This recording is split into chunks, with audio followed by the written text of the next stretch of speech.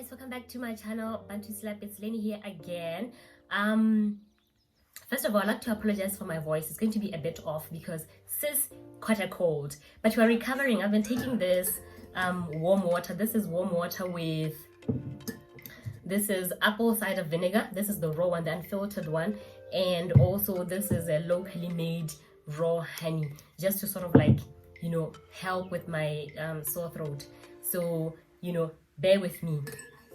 We're going to finally be talking about what are the effects of satin or silk on our hair. How does it help our hair grow? You know, how does it help us maintain healthy hair? I'm going to be using my journal, so don't be annoyed when you see me. You know, I'm going to keep looking down so that I can give you guys, you know, the right and correct information. So I got this information from the Google, guys. I went to vlogs and blogs alike to sort of like, you know, bring everything together and make it a bit more short and to the point, if that makes sense. So thank you for tuning in and thank you for joining me. And yeah, let's get right into it. First of all, you're probably wondering what is wrong with cotton. You've been using cotton all your life and your hair is okay. Well, have you noticed that, for those that use cotton, have you noticed that every morning when you wake up, your hair is really, really dry? Here's why. The molecular structure of cotton is perfectly attuned to absorbing moisture. I know, right? These are things that you don't think about, you know, on a normal day-to-day basis. So that means that cotton, regardless of the thread count, is extremely absorbent. It extremely absorbs moisture. That's just what it does. So imagine that plus 8 hours of sleep. That's a recipe for frizzy, tangled, and very dry hair that is prone to breakage, right? We focus on the moisture here because moisture and protein, for those that know, these are the two major important aspects for healthy hair, right? The right amount of moisture and the right amount of protein. So we are going to be focusing on the moisture part of it, you know, because, you know, moisturized hair is elastic, less prone to tangles, and less prone to breakage. You know, your hair tangles. Remember, for those that have seen hair webbing up, I did a post a while back about hair webbing. You know that your hair webs because it lacks moisture. That means that you need to deep condition. So when your hair doesn't have moisture in it, when it loses moisture, it constricts, goes back to its normal coil or curl. So that means that it can wrap around other strands of your hair, and then that will create webbing. So yeah, that's what cotton does to you. So now that we know the dangers of using cotton, we're gonna look at, that's when now silk, pure silk, and silk satin come into the picture, right? Both of these fabrics create a smooth surface that is much gentler for your hair and your skin, right? With silk satin and silk, pillowcases and scarves and, you know, slap heads, your hair experiences less moisture loss, right? I bet you've never seen a silk or satin or silk satin bath towel. I've never seen that. If you have, please leave a link in the description box so you can check it out. You know, that goes to show you that it is very bad at absorbing moisture. So that means it's very good at keeping in moisture, at helping you retain moisture in your skin so that you can have glowing skin, you can have bouncy curly hair. So that's why. And then the second advantage of both of these is that the friction between your hair and the silk or silk satin fabric is greatly reduced, right? Because cotton can be as damaging to your hair as bath towels. This is why some of us prefer to air dry our hair. I have fine textured hair. Fine textured means that it's very thin, right? And also it's a high porosity, so that is very dangerous to use a bath towel on my hair. I used to do it, it would dry out my hair so bad and my hair would tangle and it would be so difficult to work with. So I started air drying and it has changed my hair's health for the better. So we air dry because we are able to control how much your hair dries, because if you put on a cotton bath towel, it will sip out that moisture just like that, right? And also as your hair dries, like I said, that it constricts and then it tries to curl in its original form, right? It might even get tangled in the hair, in the fibers of the bath towel, and then that's when you always find your hair strands in the bath towel, and you're like, my hair is breaking.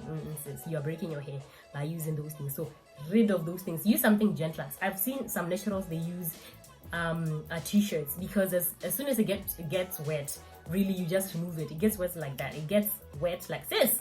What's happening? It gets wet like that. So you just remove it and let your hair air dry to 70%, to the amount that you wanna work with.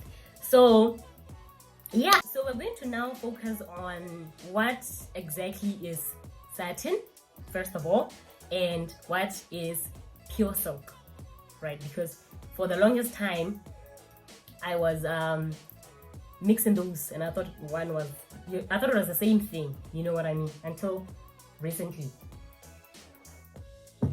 So we're gonna start with silk. What is silk? Silk is a natural protein fiber traditionally produced by the silkworm. Of course, there are other insects that produce silk, but only the silk from the silkworm is the one that is harvested for textile. Silk was first developed in China, in ancient China, around 8,500 years ago. Then it made its way to Egypt, to Europe, and eventually the rest of the world. Even though I've never seen it, but yeah. Silk has been associated, Silk has been associated with luxury from the start, and wealth, to be honest. I remember when I was young, I used to watch those Chinese movies, and whenever you saw the emperor rocking those very expensive robes, and they were strutting in that palace, you knew this is going to be a good movie. That means that the wounds are deep, so the revenge is going to be very entertaining, and we loved those. I still do. I watch those sometimes. So we have associated silk with luxury from the start of time, and wealth as well, because apparently silk requires skill and so much effort to weave into a textile. Remember, they harvest it as a fiber, and then they weave it, make it into a textile, right, so that they can use it. So that means that it does demand a significant price. Yeah, very, very expensive, apparently. Well, I've never seen silk, and I don't think I've ever touched silk with my bare hands. Ooh, I pray that I do, right? So what we've been seeing around apparently is just silk satin, just the premium, silk satin. So for those that have seen it, please leave a picture in the comment section so that we can also see it. We can also see what it looks like. So by the time we're able to feel it, at least we've seen it with our eyes. Like, what else can you use to see, right? So yeah, that's what silk is. It's a natural protein fiber produced by a worm. That means that it's very expensive. Now we're going to look at what is satin.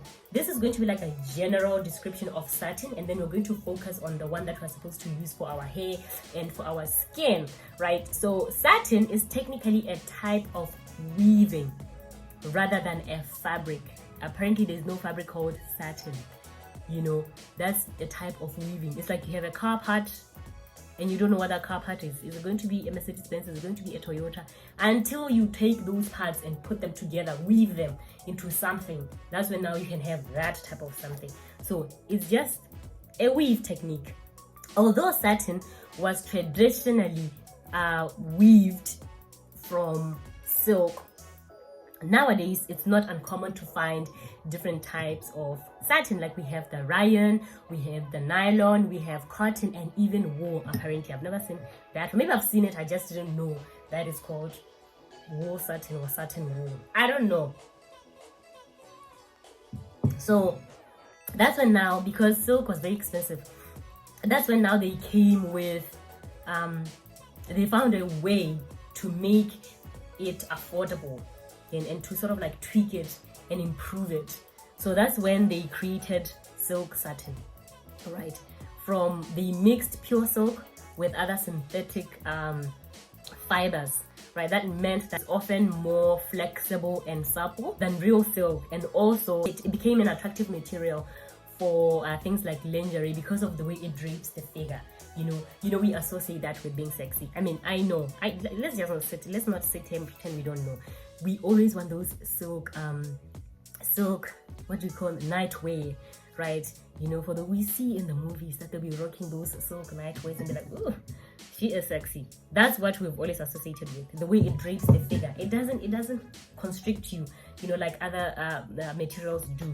So as a pillowcase or a scarf or slap hat, silk satin is much more likely to move with your movement so that your hair rubs against the surface of the fabric much less. So now we're gonna go into which type of satin should you use, since I've mentioned a couple of them. Now, which one should you use and how should you use this satin? I'm gonna go into this first, and then we're gonna go into the advantages of one over the other, for those that want one over the other, right? So we're gonna look into which one should you use and how should you use it. From what I found out, from what Google has told me, don't come for me, we are supposed to use the silk satin called chamouse. CHARMAUSE. Chamouse. That's the one that we're supposed to use for hair, for hair and for skin, because of the way that they balanced the silk and the pure silk and the other synthetic fibers to make it. So the way to use satin is that I'm gonna show you with this scarf. This is the chamouse material. You see, it's shiny, and on the other side it's a little bit matte, right? It's shiny here and it's matte on the other side, and it's lightweight. It's actually lightweight than other satins, because we have different types of liquid satins. We have the stretch satin. So when you go to a fabric store, look for chamouse. They write, if you ask the assistants, they're not going to help you because most of them don't understand what it is. So you go to the liquid satin. They call it liquid satin. They have different sections. You go there to the liquid satin, and then you check the tags, because they write on the tags, and then you get this is the right one you're supposed to use. You see on the other side it's a bit matte, and here it's a bit supple. This is the side you're supposed to put in contact with your hair, like we did here.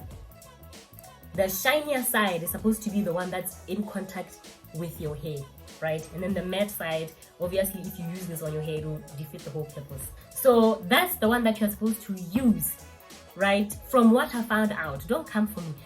So now that we got that out of the way, how to use it, I'm saying this because I remember when I started using slap hats, 2 years ago, when I started using, was it 2 years ago when I started using slap hats, I went to the web and I tried to look for what I wanted, and I couldn't find exactly what I wanted, what suited me, right? So I tried to make one for myself. I went to the fabric store and I told them I want satin.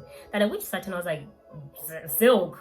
Like, we don't have silk. I was like, what do you mean? I see silk right there. Oh, that's satin. That's silk satin. We call them liquid satin. So go choose which one do you want. I went and I got, I can't remember which one I got. I wish I had my old slap hat here, but you've seen them. I'll show you as time goes on. So I went and I got that satin, and I also aligned it with the scuba material. So I started using it, and to be honest with you, I did not get the benefits that I was sold. I was like, what is this? I bought this thing, I bought the silk satin like they said, and it's not working. My hair was really dry every morning, and I would sweat, and I was like, oh my god, what is happening? Only to find out that I was using the wrong type of silk satin. I was so shocked. After like a year or 6 months, I was shocked. I was like, wow. So I had to change. I went into the web and I did more research, and I found out that we were supposed to use the chamouse one. So that's when I went and I got the chamouse, and it's the one that I use now. And to be honest with you, I see a difference. My hair retains moisture more than it used to. Like I've said before, that I have high porosity hair, fine textured hair, so it loses moisture like that.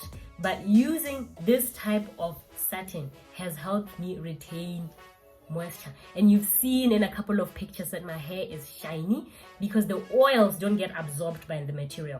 It leaves those things alone. So that means that my hair benefits from when I put it on. When I spritz, I can go for 2-3 days without spritzing anymore, unlike when I was using the wrong type of satin. I would spritz every night. Even there were times where I would wake up midnight and I'll feel my scalp so dry and my hair so dry, and I'll spritz some more, and that only hurt my hair. So I'm telling you guys this so that you know which one to use. From what I found out, if you're using stretch satin or any other satin and it works for you, then that's good. Keep it up. Do what you gotta do. I'm only here to just share with you guys what works for me. So with that being said, we're now going to look into The advantages of silk over satin. I forgot about my it's probably cold now. The advantages of silk over satin.